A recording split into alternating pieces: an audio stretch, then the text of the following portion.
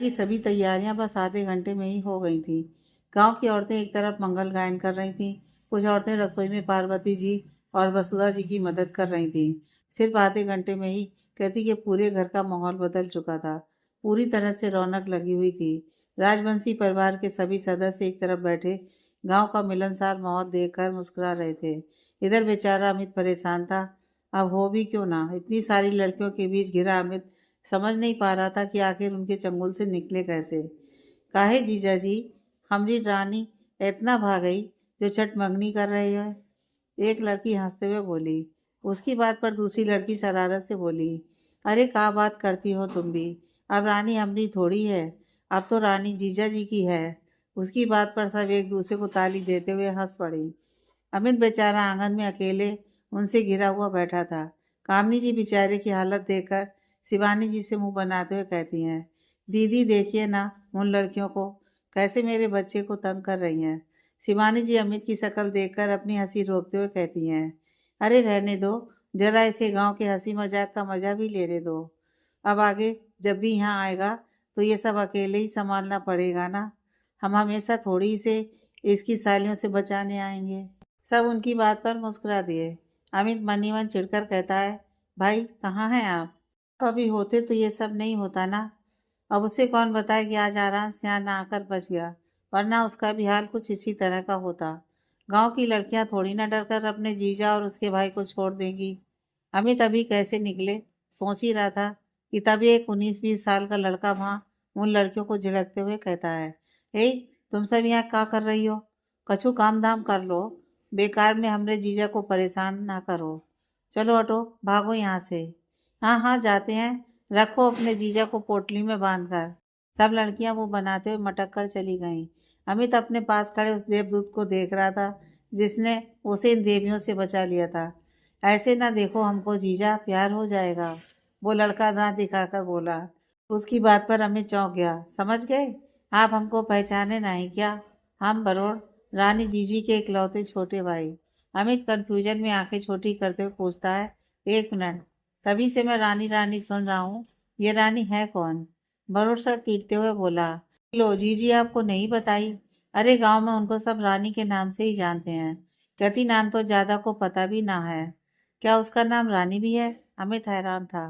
हाँ, अब सबका बोलचाल वाला नाम तो होता ही है ना जीजा जी। उनको सब बचपन से ही रानी बुलाते हैं, क्योंकि एक तो वो जमींदार की बेटी ठहरी, ऊपर से वो बचपन से सब पर रौब झाड़ती हैं। अब रानी जैसे लक्षण थे तो बोल लिए रानी, लेकिन अब देखो सच्ची में रानी बन रही है। और तो तुम्हारा भी कोई दूसरा नाम होगा?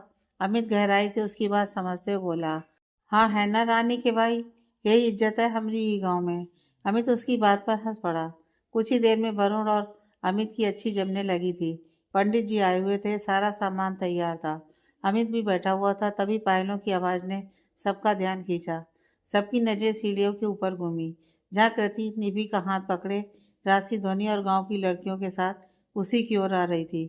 वैसे तो तैयार वो बहुत सिंपल हुई थी, क्योंकि उससे इससे ज्यादा संभलता नहीं था, लेकिन इसमें भी वो अमित के होश उड़ा चुकी थी। कृति उसके सामने बैठी, बीच में सारा सामान रखा हुआ था जो लड़की वाले लड़के को और लड़के वाले लड़की को देने वाले थे। कृति के सर पर लाल चुनरी डाली हुई थी। पंडित जी ने कुछ मंत्र बोला और सामानों को आदान प्रदान के बाद अब बारी अंगूठी की थी। अब कृति और अमित एक साथ खड़े थे। ध्वनि ने कृति को अंगूठी पकड़ाई और राशि ने अमित को। अमित कृति की उंगली में रिंग डालते हुए धीरे से बोला, you are looking gorgeous darling. Kriti की शर्मीली मुस्कुराहट और भी बड़ी हो गई। उसने भी अमित को रिंग पहनाया। सभी ने उन पर अक्षत और फूल डाले। सगाई की विधियां पूरी हुई। रात के 8 बज रहे थे। सैम का गुस्सा बहुत पार कर चुका था। वो शाम से मिश्री के कॉल के इंतजार में टहल रहा था, लेकिन अब तक कोई कॉल नहीं आया था। बस बहुत हुआ। वो गुस्से से भरकर उसे खुद कॉल लगाता है, लेकिन कोई फायदा नहीं हुआ। रिंग जा रही थी, मगर कॉल रिसीव नहीं किया गया। आई नो, तुम रिवेंज ले रही हो। सैम चिढ़कर वापस कॉल करता है।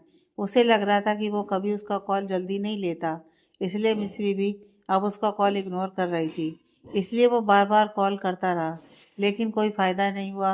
अब उसकी बेचैनी डर का रूप लेने लगी थी। किसी अनहोनी की आशंका ने उसे घेर लिया। कहीं उसे कुछ वरना वो तो दिन में न जाने कितने ही कॉल्स और मैसेज करती रहती है। वो एक ही दिन में इस तरह इग्नोर नहीं कर सकती। कुछ तो गलत है। वो तुरंत फ़ोन जेब के हवाले करके फ्लैट से बाहर की ओर भागा। अपनी बिल्डिंग से बाहर आकर उसे याद आया कि उसे तो मिस्री का एड्रेस पता ही नहीं है। मिस्री ने कॉल पर बहुत बार उसे बताया था, लेकिन उसने कभी ध्यान नहीं दिया था। उसे बस एरिया याद था, लेकिन घर नहीं पता था। वो अपने बाल खींचते हुए गुस्से से भरकर कहता है, सैम तू पागल है। वो तुरंत उस एरिया की तरफ निकल गया जिसका नाम सिरी ने बताया था। वो बेहद तेज बाइक राइड कर रहा था। कुछ 10 मिनट लगे उसे उस एरिया तक पहुंचने में। वहां तक वो पहुंच गया था, लेकिन मिस्त्री का घर उसे पता नहीं था। वहां आस पड़ोस में बहुत से घर थे। उसने सब घर से पूछना चालू किया। मिस्त्री कहीं नहीं मिली। आखिर में उसे एक घर दिखा। वो तुरंत पास गया, लेकिन दरवाजे पर ताला था।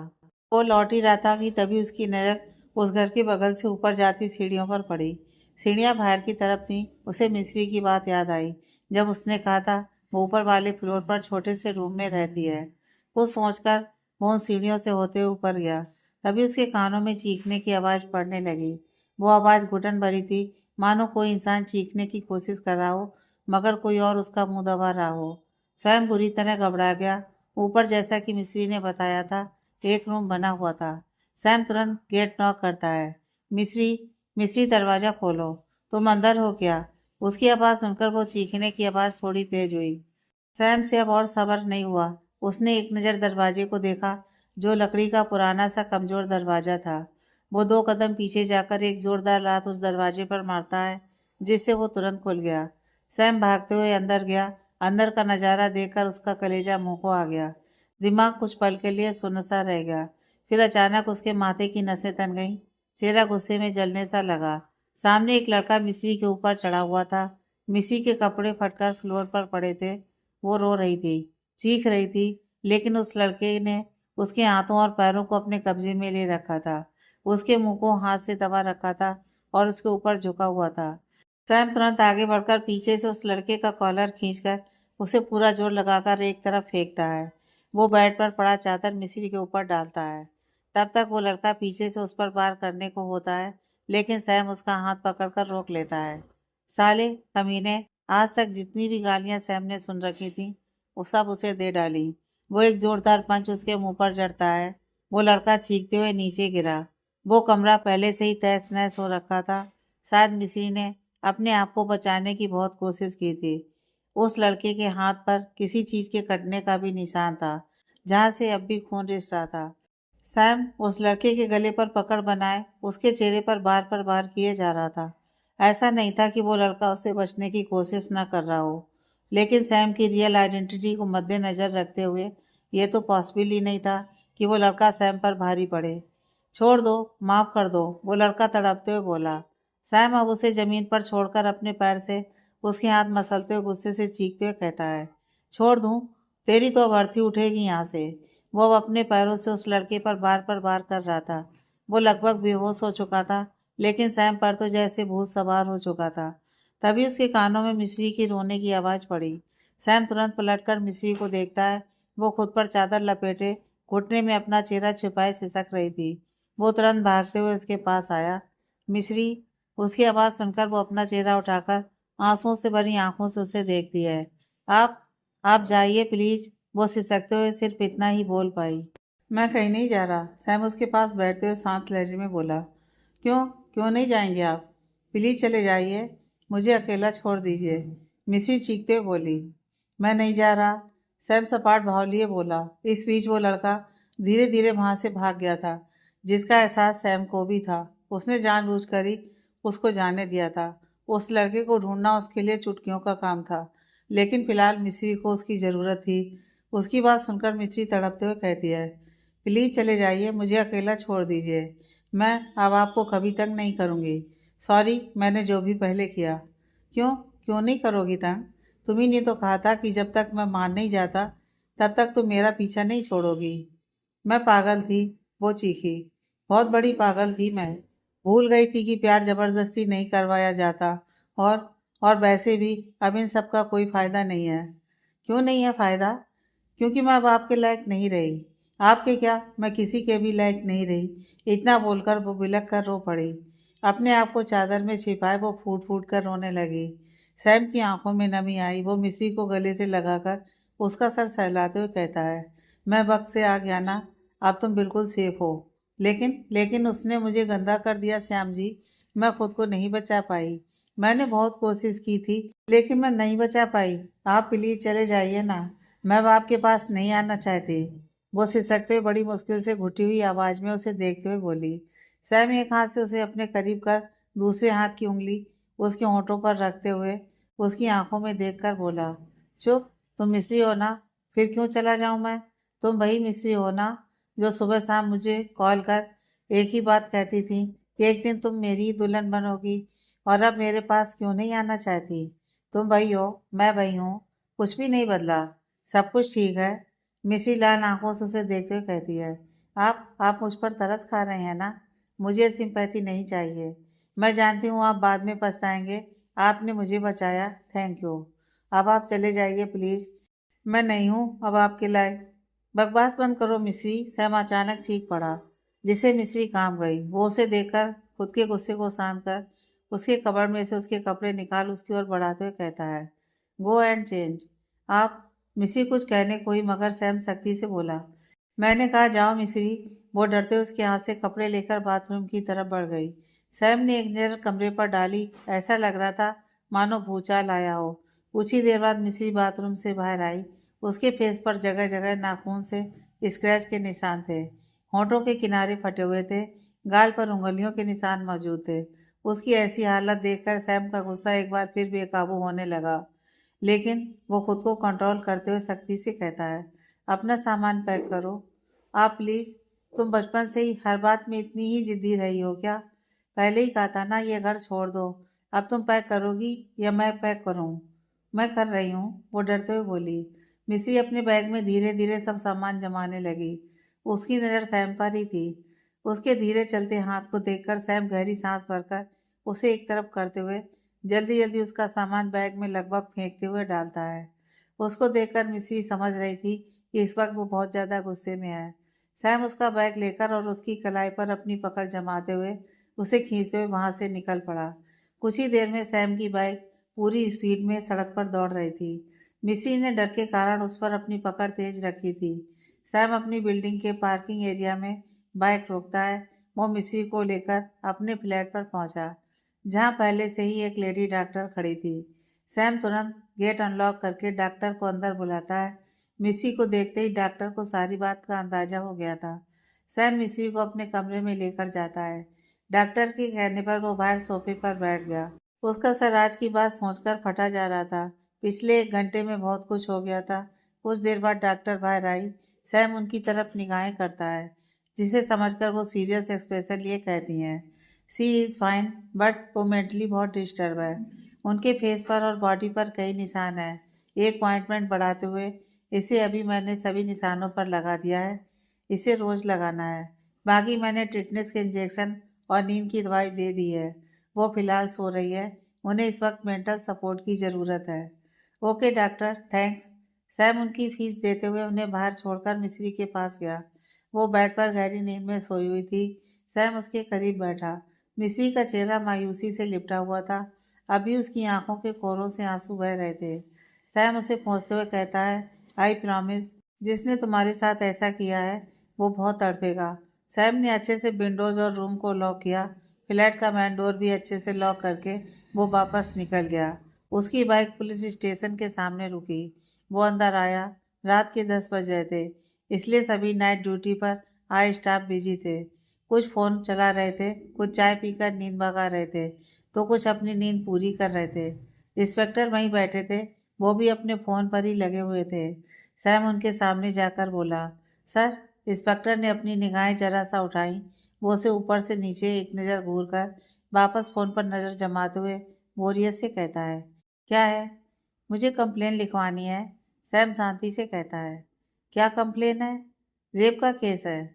उसकी बात सुनकर इंस्पेक्टर के एक्सप्रेशन कुछ बदले। किसके साथ रेप हुआ है?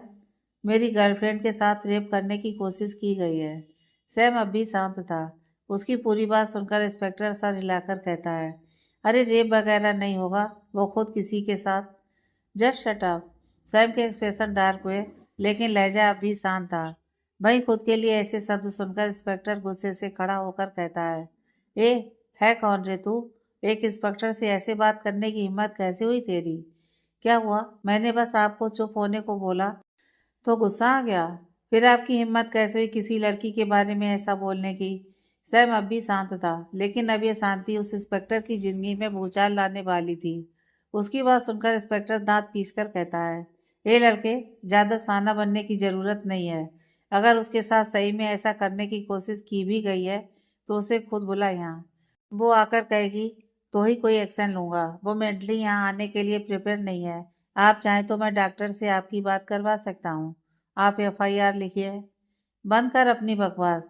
यहाँ आने के लिए मेंटली तैयार नहीं है तो पहले उसे तैयार कर फिर आना। इंस्पेक्टर वापस अपनी जगह बैठ गया। सैम की मुठ्ठियां बंधी। तो आप एक्शन नहीं लेंगे? वो अभी शांत था। उसका लहजा सुनकर इंस्पेक्टर भड़कते हुए बोला, एक बार कहा तो समझ नहीं आया? चल जा, पता नहीं कहाँ कहाँ से आ जाते हैं। सैम इंस्पेक्टर को घूरते हुए एक एक शब्द चबा चबा कर बोला, फाइन, आपको नहीं लिखना तो आप कॉन्सिक्वेंसेस के लिए रेडी रहिए, क्योंकि कंप्लेन तो मैं यहीं इसी वक्त लिखा कर जाऊंगा। सैम वहां से निकल गया। उसके जाने के बाद एक कांस्टेबल ने इंस्पेक्टर से कहा, सर, कहीं भाई कोई बड़ा आदमी हुआ तो? अरे नहीं रे, कपड़े देखे थे उसके, कोई सड़क चाप आशिक होगा। इंस्पेक्टर ने अपने डर को छिपाते हुए कहा। हालांकि जिस कॉन्फिडेंस में सैम गया था उससे अब वो खुद ही डरा हुआ था। इधर सैम बाहर आया। वो तुरंत एक नंबर पर कॉल लगाता है। Hello boss. वो आरांस को सारी बातें शॉर्टकट में बताता है। वो खुद भी अपनी पहचान से इस मैटर को सॉल्व कर सकता था, लेकिन ऐसे में उसकी सीक्रेट आइडेंटिटी रिलीव होने के चांस बन जाते। अब जब मिस्री उसके साथ थी तो वो ये रिस्क बिल्कुल नहीं ले सकता था, इसलिए आरांस की हेल्प लेना उसे बेस्ट ऑप्शन लगा। वो बात करके कॉल कट करता है। वैसे तो उसे पुलिस में आने की ज़रूरत नहीं थी। वो खुद भी उस लड़के को सज़ा दे सकता था, लेकिन ऐसे में उसे सुकून तो मिल जाता, लेकिन मिस्री को इंसाफ नहीं मिल पाता। कुछ 15 मिनट बाद ही पुलिस स्टेशन के बाहर एक के बाद एक गाड़ियां आई। आरांस अपने हमेशा वाले कोल्ड एटीट्यूड में बाहर आया। दूसरी कार से एक उम्र दराज रौबदार पर्सनालिटी के व्यक्ति बाहर आए। आरांस ने उन्हें पूरे रिक्वेस्ट के साथ ग्रीट किया। सैम ने दोनों को ही ग्रीट किया। वो लोग अंदर आए। उन तीनों को देखकर पूरा थाना हक्का बक्का रह गया। इंस्पेक्टर झट से घबराते हुए उनके पास आए। डीएसपी सर, आप?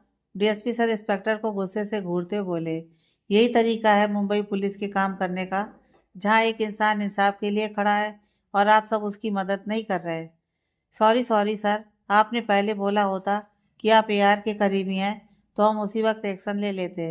इंस्पेक्टर सैम की तरफ देखते हुए बेचारगी से बोला, व्हाट डू यू मीन? अगर कोई आम इंसान होता तो आप उसके साथ जस्टिस नहीं करते। एक लड़की के साथ रेप करने की कोशिश की गई और आप सब चैन से बैठे हैं। क्या हो, अगर आपके घर की औरतों के साथ ऐसा हो तब कोई आपकी मदद ना करे तो आप कहाँ जाएंगे इंस्पेक्टर? आराज गुस्से से भरकर बोला, आई एम सॉरी सर, आगे से ऐसा नहीं होगा। आगे से आप ऐसा कर भी नहीं पाएंगे। डीएसपी सर गुस्से से भरकर बोले। क्यों सर? इंस्पेक्टर घबराते हुए पूछता है। डीएसपी सर गंभीर भाव लिए बोले, क्योंकि अब आप इंस्पेक्टर नहीं रहे। जो अपनी ड्यूटी ना करे डिपार्टमेंट को उसकी ज़रूरत नहीं है। आप जैसे लोगों की वजह से कानून की हालत ऐसी हो गई है कि कोई इस पर भरोसा नहीं कर पाता। वो सैम की तरफ देखकर बोले, आप फिक्र मत कीजिए, कल तक गुनाहगार पकड़ा जाएगा। थैंक्स सर, सैम सिर झुकाकर बोला। सैम रात के करीब 12 बजे वापस आया।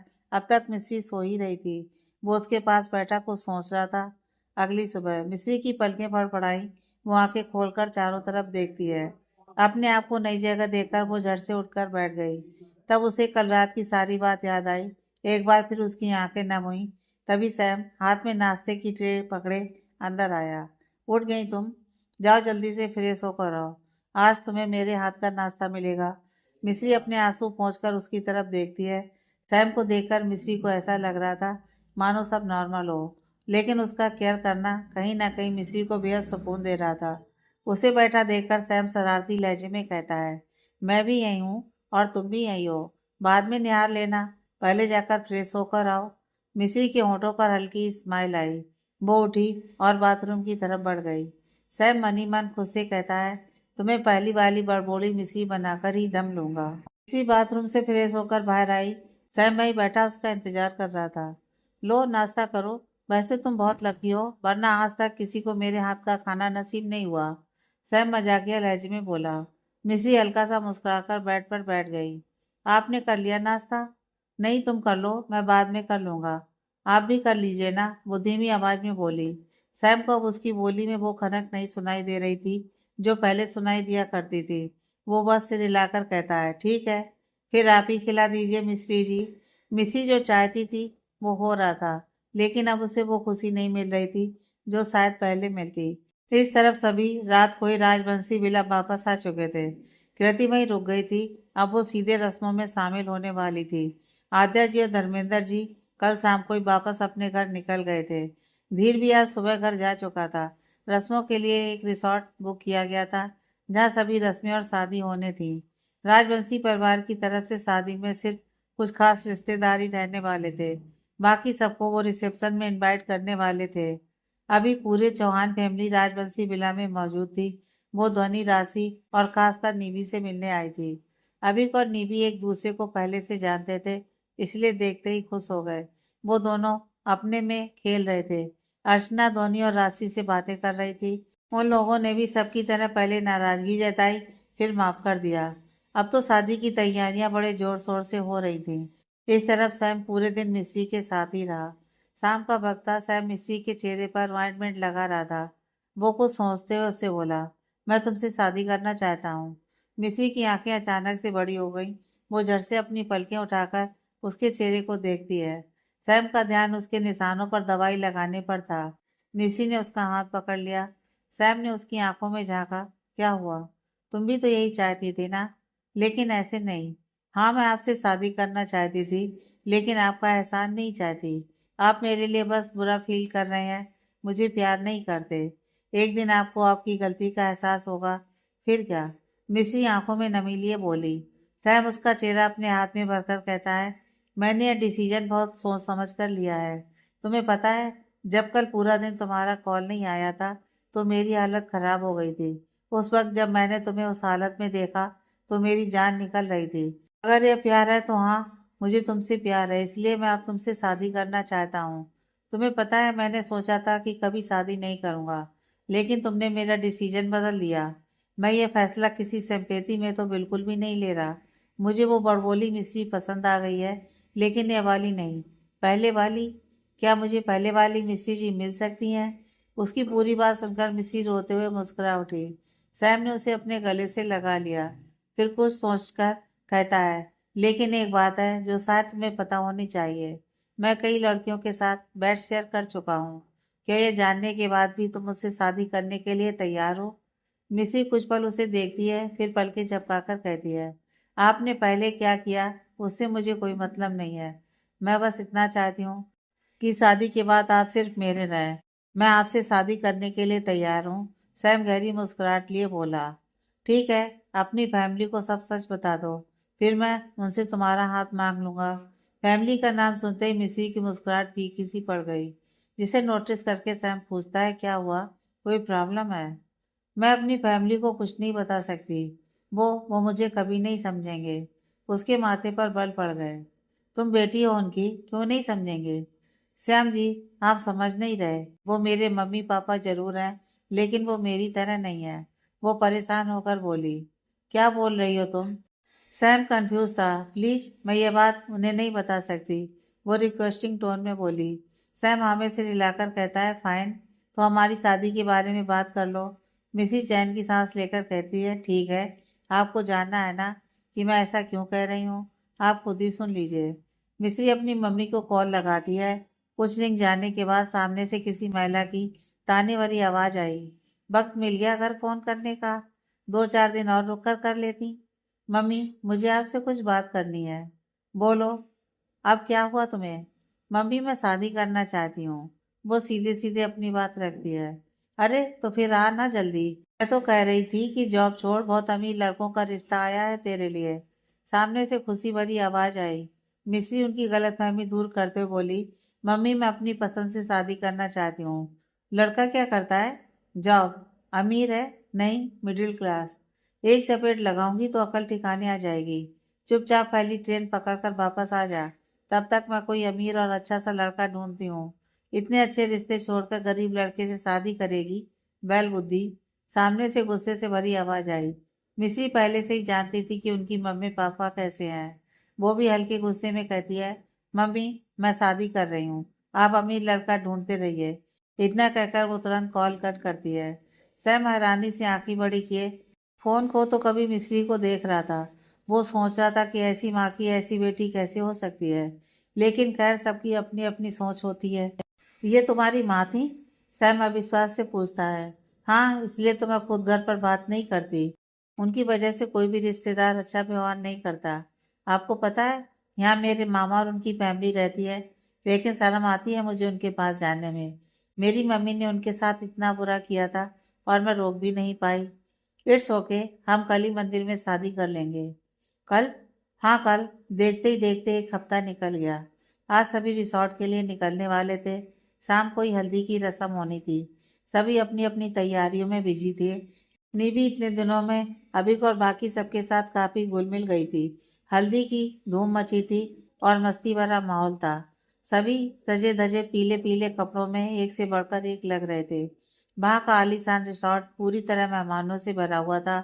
भले ही राजवंशी परिवार के ज्यादा गेस्ट नहीं थे, लेकिन लड़की वालों की तरफ से तो गेस्ट थे ही। ध्वनि, कृति और राशि एक ही रूम में हल्दी के लिए सज रही थी। तीनों दुल्हनें एक साथ एक कमरे में ठहरी थी। निधि भी उनके साथ मौजूद थी। उस आलीशान रिसॉर्ट के लॉन में हल्दी की रस्म का जश्न चल रहा था। पूरे लॉन को गेंदे और गुलाब के फूलों से सजाया गया था। हवा में फूलों की भीनी भीनी खुशबू और हल्दी की महक घुली हुई थी। झाग वाले बबल्स हर जगह उड़ रहे थे, जिसे उंगलियों से फोड़ते हुए बच्चे खिलखिला रहे थे। इस तरह के 3 मंडप एक ही लाइन में बनाए गए थे। हमारे तीनों दूल्हे हल्दी के लिए तैयार अपनी दुल्हन का वेट कर रहे थे। तभी एक तरफ से लड़कियों की खिलखिलाहट की आवाज आई। सभी लोगों की नजर उस तरफ गई। तीनों दुल्हनें मुस्कुराते हुए आ रही थी। आराज की नजर ध्वनि और निवि को देखकर मुस्कुरा उठी। अमित और धीर भी मुस्कुराते हुए अपनी होने वाली पत्नियों को देख रहे थे। वो तीनों धीमे कदमों से चलते हुए शर्म से झुकी नजरों को उठाकर ऊपर देखती हैं, जहां अपने अपने हैंडसम पति को देखकर वो वापस शर्माते हुए पलकें झुका लेती हैं। निवी आरांस को देखकर लंबी सी मुस्कुराहट लिए उसकी तरफ आई। डैड। आरांस नीचे देखता है, जहां उसकी सबसे खूबसूरत और क्यूट सी बेटी खड़ी थी। मैं कैसी लग रही हूँ? वो अपने स्कर्ट को इधर उधर करते हुए गोल घूम गई। आरांस मुस्कुराकर उसे गोद में उठाकर कहता है, मेरी प्रिंसेस हमेशा ही ब्यूटीफुल लगती है। अपनी तारीफ सुनकर उसके होंठों की मुस्कुराहट खिलखिलाहट में बदल गई। आप भी बहुत हैंडसम लग रहे हो डॉल। सिर्फ आपके डैड हैंडसम लग रहे हैं, हम नहीं। अमित आंखें छोटी छोटी करते हुए बोला, चाचू और मामा आप दोनों भी हैंडसम लग रहे हैं, लेकिन मेरे डैड से थोड़े से कम। वो अपनी उंगलियों से ऐसा इशारा करती हुई बोली। उसकी बात सुनकर आरास एटीट्यूड भरी मुस्कुराहट लिए उन दोनों को देखता है, मानो कह रहा हो कि मेरे सामने कोई भी नहीं टिक सकता। अमित का मुंह बन गया तो वही धीर मुस्कुरा दिया। इस तरफ सभी लेडीज तीनों लड़कियों को हल्दी वाली जगह बैठा चुकी थी। तुम तीनों भी आओ, शिवानी जी उनसे बोली। वो लोग भी जाकर अपनी अपनी जगह बैठ गए। विवेक दौड़ता भागता हुआ आराज के पास आया। क्या बे, अब तो फंस गया ना? आज तुझसे अपनी हल्दी का बदला ना लिया ना, तो मेरा नाम भी विवेक चौहान नहीं। आराज उसे आंखें छोटी करके घूरता है, फिर शिवानी जी की तरफ देखकर कहता है, मॉम, मुझे सिर्फ शगुन जितनी हल्दी लगनी चाहिए। यू नो ना, आई डोंट लाइक दिस। ये तो गलत बात है, हल्दी तो तुझे लगेगी। विवेक आंखें बड़ी करते हुए बोला। आराज उसे इग्नोर करता है। रस्म की शुरुआत हुई। सभी को सबसे पहले उनकी माँ ने हल्दी लगाया। फिर सभी बारी बारी जाने लगे। आराज के हाथों पर बस शगुन के लिए हल्की सी हल्दी लगी थी। सब डर के मारे उसके हाथ पर ही लगाकर आ रहे थे। भाई, अब वो ऐसी नजरों से घूरेगा तो सब डरेंगे ही ना। मुझे भी हल्दी लगानी है। निधि अपने नन्हे हाथों में हल्दी लगाकर दौड़ते हुए उनके पास आई। लगा लो, ध्वनि मुस्कुराते हुए अपने गाल उसके आगे करती है।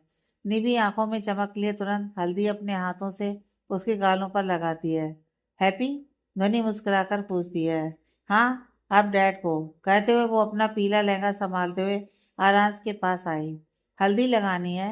लो लगा लो। आराज अपने हाथ उसके आगे करते हुए बोला। उसके हाथ देखकर नीवी नामे से हिलाकर कहती है, नहीं, मुझे आपके फेस पर लगानी है, जैसे मैंने मामी, मामा, चाचू, मासी और मम्मा को लगाया। उसकी बात सुनकर विवेक आरांस को देखकर तिरछा मुस्कुराया। ले, अब कर अपनी लाडली को मना। आरांस उसे मुंह से कोड़ कर घूरता है। फिर नीवी को देखता है, जो उसे हल्दी लगाने के इंतजार में खड़ी थी। अब वो अपनी प्रिंसेस को मना कैसे करता। वो अपना चेहरा आगे कर देता है। नीवी के होठों पर लंबी सी मुस्कुराहट तैर गई। वो तुरंत उसके गालों पर अपने नन्हे हाथों से हल्दी लगाती है। ध्वनि उन दोनों को देखकर मुस्कुरा दी और बाकी सब भी। तभी अचानक लड़कियों के पूरे ग्रुप ने सभी पर हमला कर दिया और उनके ग्रुप की लीडर थी अर्चना। आराज के पास तो कोई डर से नहीं गया, लेकिन बाकी सभी को वो लोग पकड़कर पूरे चेहरे पर हल्दी लगा रहे थे। अमित अपना सर इधर उधर करते हुए बड़ी मुश्किल से बोला, भाई हेल्प करो। शादी तुझे करनी थी, देख ले, वो एटीट्यूड भरे लहजे में बोला। भाभी मुझे हल्दी का कटोरा बनाएंगी क्या? राशि चिढ़कर अर्चना से बोली, जो उसके फेस पर अब तक हल्दी की कटोरी खाली कर चुकी थी। अरे हल्दी के बिना तुम सबका रंग कैसे नहीं करता? तुम सबको तो मुझे थैंक्स कहना चाहिए। आफ्टर ऑल मेरी वजह से शादी में चमकने जो वाले हो। अर्चना सबको देखते हुए इतराकर बोली, कोई जरूरत नहीं थी इस एहसान की। अमित मुंह बनाकर बोला। नीवी अर्चना के पास भागकर आई। आंटी, हल्दी से चेहरा ब्यूटीफुल हो जाता है। हाँ, मुझे भी लगानी है। मुझे कब लगेगी? वो चहकते हुए बोली। अरे अभी लगा देते हैं, अर्चना मुस्कुराकर कहती है। वो उसे गोद में ले जाकर आरांस और धोनी के बीच एक छोटी सी चौकी पर बैठाकर आरांस से कहती है, लो, अब तुम्हें तो लगाना ही नहीं है। तुम्हारे हिस्से का तुम्हारी राजकुमारी को ही लगाया जाएगा। वो हल्दी का कटोरा उसकी गोद में रख देती है। अभी भागते हुए उसके पास आया। मम्मा, इसे मैं हल्दी लगाऊंगा। लो लगा लो। नीवी और अभिक तो आपस में हल्दी की होली खेलने लगे। कुछ देर बाद सबकी हल्दी हो चुकी थी। अब सब जाने को उठे। जैसे ही वो लोग उठे, अचानक ऊपर की तरफ से उन पर हल्दी के पानी का हमला हो गया। उनके ऊपर अचानक इस हमले से पहले तो किसी को कुछ समझ ही नहीं आया। फिर वो झट से ऊपर देखते हैं, जहाँ उनके ठीक ऊपर एक पीली बाल्टी बंधी हुई थी। विवेक हाथ बांधे वहां प्रकट हुआ। कैसा लगा मेरा सरप्राइज? वो दांत दिखाते हुए बोला। आरांस बेचारा पूरी हल्दी खुद को बचाते हुए आखिर में हल्दी से नहा ही गया। आरांस विवेक को अपनी खा जाने वाली नजरों से घूर रहा था। बुरा ना मानो, हल्दी है, वो हंसते हुए बोला। तभी आरांस को अपने हाथ पर किसी चीज का एहसास हुआ। उसने नीचे देखा। निभि की आंखें शरारत से चमक रही थीं। उसने उसके हाथों में हल्दी का कटोरा रख दिया। उसका इशारा समझकर आरांस टेढ़ी मुस्कुराहट लिए विवेक को देखता है। उसकी मुस्कुराहट से आती साजिश की खुशी महसूस करके विवेक वहां से खिसकने को हुआ। तभी आरास ने वो कटोरा उसकी ओर फेंका। End game over. कटोरे की हल्दी सीधा उसके चेहरे से चिपकी। कटोरा नीचे गिर पड़ा। एकाएक माहौल में जोरदार खिलखिलाहट गूंजी। निबी और अबिक एक दूसरे को हाई फाई करते हुए खिलखिला रहे थे। हल्दी की शाम ढल चुकी थी। रात ने अपना पैर जमा लिया था। सभी हल्दी की रस्में में इतनी मौज मस्ती करके थकान से चूर होकर बेड पर लेटे हुए थे। ध्वनि, ख्याति और राशि तीनों के शरीर पर हल्दी का पीला रंग चढ़ चुका था, जिससे उनका चेहरा चमक रहा था। इस तरफ आरास अपने रूम में निवी के साथ लेटा हुआ था। उसे अपने पर्सनल स्पेस में किसी की घुसपैठ पसंद नहीं थी, इसलिए उसने पहले ही बोल दिया था कि उसके रूम में उसे कोई भी नहीं चाहिए। लेकिन निवी कोई भी में नहीं आती थी। वो पूरे बेड पर बेतरतीबी से अपने हाथ पैर फैलाए गहरी नींद में सो रही थी। आराज को उसकी सारे दिन की मस्ती याद आई तो वो मुस्कुरा उठा। सुबह का वक्त। एक बार फिर रिसोर्ट में चहल पहल शुरू हो गई थी। सभी मेहंदी की तैयारियों में उलझे हुए थे। हालांकि सब तैयारियां वेडिंग प्लानर ही कर रहे थे, लेकिन शादी वाले घर में काम तो रहता ही है। जहाँ बाहर इतनी शोर थी, वहीं एक कमरे में तीनों दुल्हनें अब तक सोई हुई थी, मानो उनको ना कोई काम की टेंशन थी और ना ही शादी की। वो अपनी नींद पूरी कर रही थी। तभी धोनी को अपने चेहरे पर कुछ रेंगता हुआ सा महसूस हुआ। वो धीरे से अपनी आंखें खोलती है। आंखें खोलते ही उसे अपने बगल में छोटी सी निवी का चेहरा दिखा, जो अपनी खिलखिलाहट दबाने की कोशिश करते हुए ध्वनि के चेहरे पर अपनी उंगली चला रही थी। ध्वनि हल्की सी मुस्कुराहट के साथ उसके हाथों को पकड़ उसकी तरफ करवट लेकर नींद भरी आवाज में कहती है, मम्मा को सुबह सुबह परेशान किया जा रहा है? हाँ, चुप। वो अपने होठ पर हाथ रखकर आवाज करती है, जिसका साफ मतलब था कि ध्वनि को शांत रहना है। उसके बाद वो धीरे धीरे कृति के करीब गई। उसको आराम से सोता देखकर वो अपने गाल पर टैप करते हुए सोचती है कि आखिर अब उसे कैसे उठाया जाए। तभी उसकी नज़र साइड टेबल पर पानी से भरे गिलास पर पड़ी। वो बेड के कोने पर जाकर वो गिलास उठाकर वापस कृति के पास आई। उसकी अगली शरारत समझकर ध्वनि की आंखें बड़ी हो गईं, मगर जब तक वो रोक पाती तब तक तो निधि कांड कर चुकी थी। वो गिलास सीधा कृति के चेहरे के ऊपर पलट देती है। हाँ माँ, कृति अचानक हड़बड़ाते हुए उठकर बैठी। उसकी चीख सुनकर राशि भी जाग गई। अचानक उस शांत कमरे में निधि की खिलखिलाहट गूंज गई। मौसी डर गई। कहती उसे देखती है तब उसे समझ आया कि आखिर हुआ क्या है। राशि भी सब समझकर ध्वनि के साथ हंस पड़ी। कहती गुस्से से आंखें छोटी करते हुए कहती है, बनी this is not fair. Okay मौसी, आप सब कितना सोती हो? बाहर देखो सब जाग गए हैं। मैं तो छोटी बच्ची हूँ ना, देखो मैं भी जाग गई। निधि अपने सिर पर हाथ रखकर क्यूट से एक्सप्रेशन लिए बोली, तो कोई ऐसी जगाता है क्या बनी? कृति रोनी सी शक्ल बनाकर बोली, मैं तो ऐसे ही जगाती हूँ और किसी का मुझे नहीं पता। निधि कहते हुए बेड से उतर गई।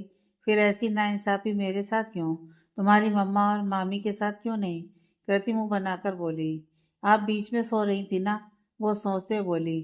बीच में सोना कब से गुनाह हो गया यार? नानी ने आप सबको तैयार होने को कहा है। इतना कहकर वो वहां से चली गई। मैं बोल रही हूँ ना, संभाल ले अपनी बेटी को। कृति ध्वनि को घूरते हुए बोली, अब कैसे संभालूं?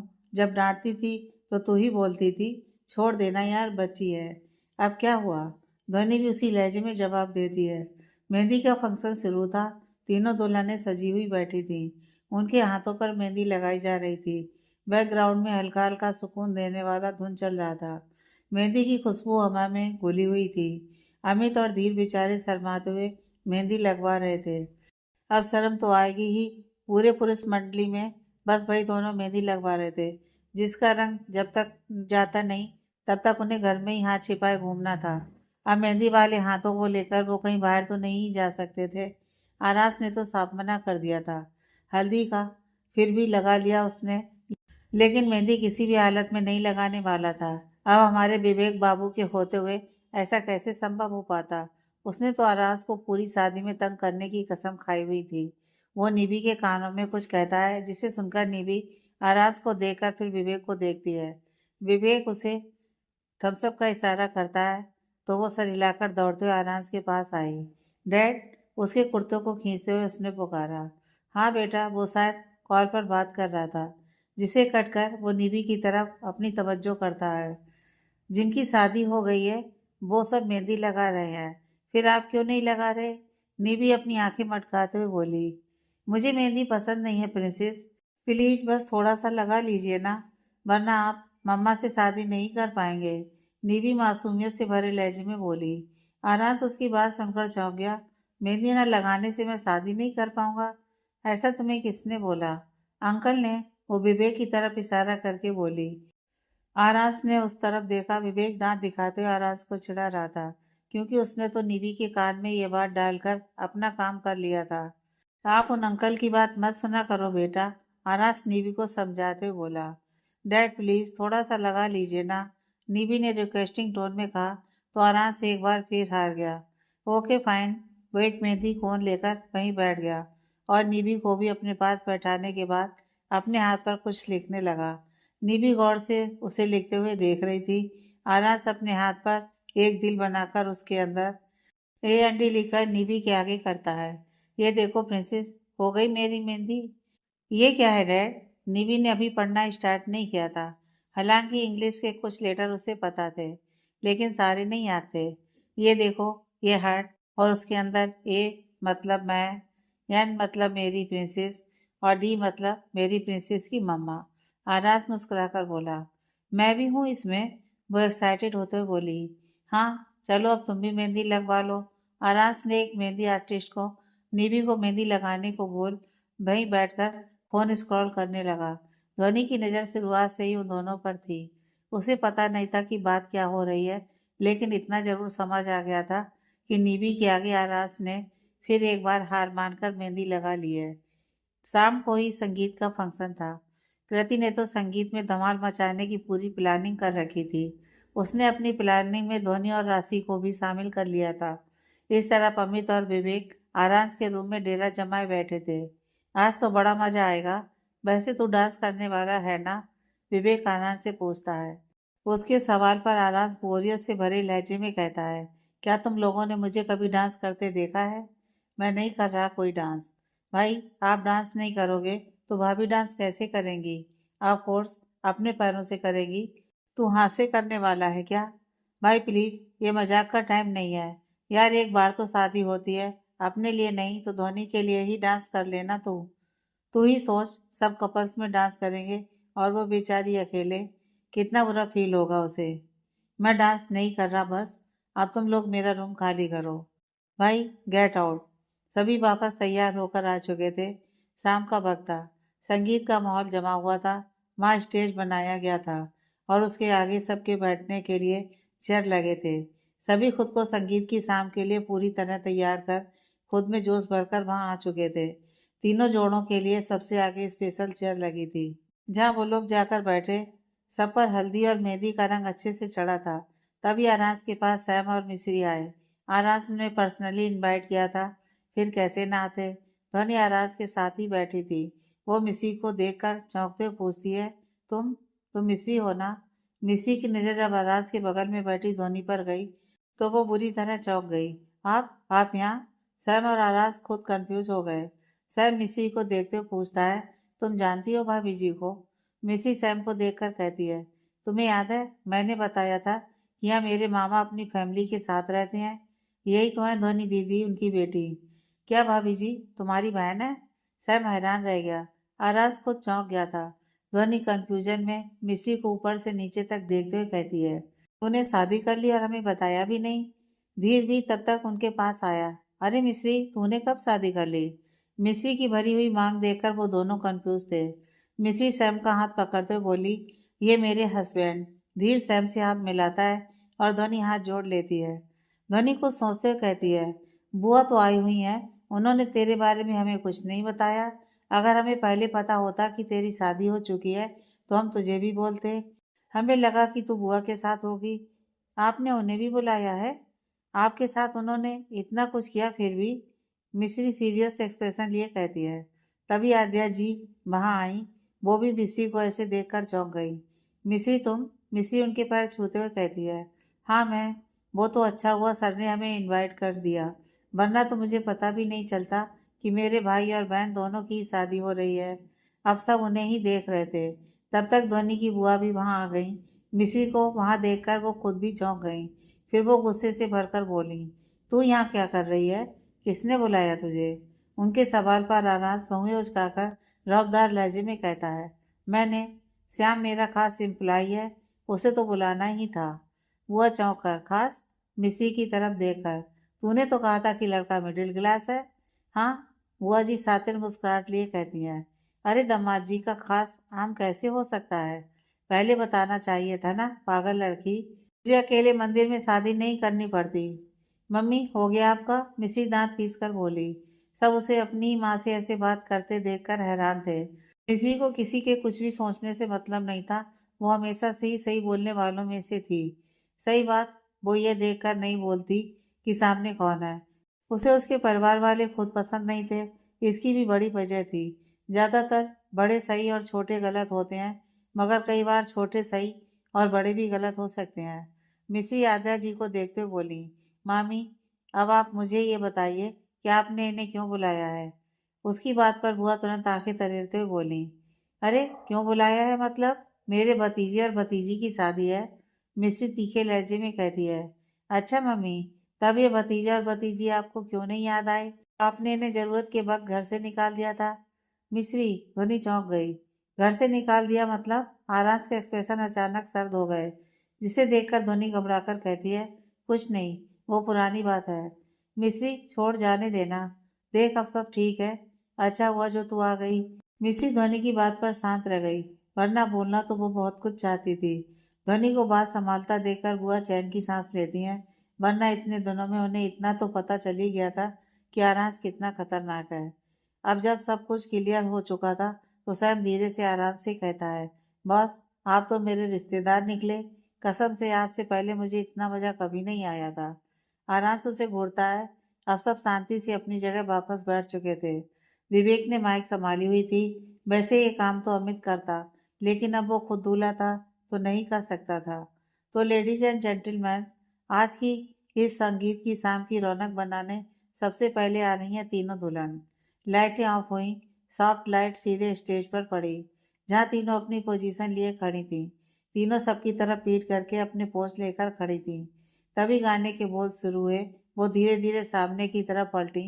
ध्वनि कहती और राशि के बीच में थी। बोले चूड़ियाँ, बोले कंगना, हाय मैं हो गई तेरी सजना।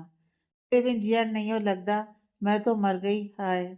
सभी हुटिंग करने लगते हैं। अमित भी धीर का हाथ पकड़कर खींचते हुए स्टेज पर ले आया। सब और भी जोश में भर गए। कृति अमित के गले में अपनी बाहें लपेटते हुए आगे के बोल गुनगुनाई। हाय हाय मैं मर जावा तेरे बिन। धीर राशि को पीछे से गले लगाकर ऊपर की तरफ इशारा करते हुए, अब तो मेरी रातें कटती तारे गिन गिन। उन चारों के बीच ध्वनि अकेले आराज की ओर इशारा करके गुनगुनाती है। बस तुमको पुकारा करें, मेरी बिंदिया इशारा करें। अचानक लाइट ऑफ हुई, गाना बंद हुआ। कुछ सेकंड में वापस शुरू हुआ, जहां वारांश ध्वनि को कमर से थामे स्टेज पर था। अब तो हुटिंग जोरदार थी। वही आरांश डांस कर रहा था स्टेज पर। स्टेज पर खड़े लोग भी चौंक गए थे। लेट्स डांस बीबी, आरांश ने उसके करीब जाकर कानों में कहा। सब अब पूरे जोश में अपने स्टेप कर रहे थे। सभी खुशी खुशी साथ में डांस कर रहे थे। शिवानी जी मुस्कुराते हुए आरांश को देख रही थी। कितने सालों बाद आज वो डांस कर रहा था। आखिरी बार तब उसने डांस किया था जब वो 6 में था। रुद्र जी गहरी मुस्कुराहट लिए बोले, हाँ बदल गया है हमारा बेटा। तीनों जोड़े साथ में बेहद खूबसूरत लग रहे थे। ऐसा लग रहा था मानो वो एक दूसरे के लिए ही बने हो। भगवान ने शायद स्पेशल टाइम में उनकी जोड़ियां बनाई थी। पार्वती जी और जयंत जी दिल में सुकून लिए अपनी बेटी की खुशी देख रहे थे। उन्हें अब पक्का यकीन हो गया था कि इस परिवार में उनकी बेटी हमेशा सुखी रहेगी। आरांस ने नीवी को देखा। वो नीचे खिलखिलाती हुई उन्हें देख रही थी। उसने अपने हाथों से उसे ऊपर आने का इशारा किया। उसका इशारा पाकर नीवी तुरंत दौड़ते हुए ऊपर आई। अब सब उसे गोल घेर कर डांस कर रहे थे।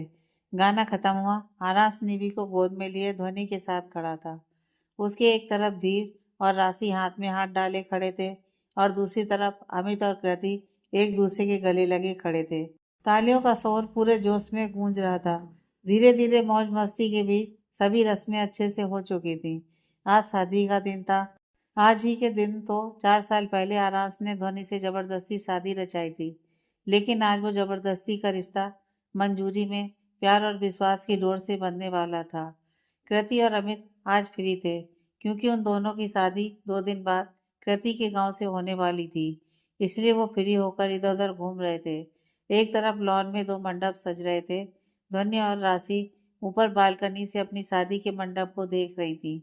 इस वक्त वो दोनों ही बहुत इमोशनल थी। आखिर एक लड़की की अपनी जिंदगी को लेकर बहुत सारे शौक होते हैं। उन्हें लगा नहीं था कि उनके शौक कभी पूरे हो पाएंगे। लेकिन जब हम सफ़र अच्छा हो तो कभी कोई शौक, कोई ख्वाहिश अधूरी नहीं रहती।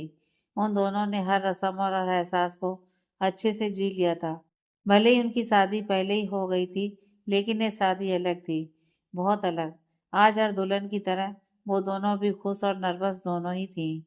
ओ मेरी दुल्हनों, अब इमोशंस के बाढ़ में बह मत जाना, कहती उनके कंधे पर हाथ रखते हुए बोली।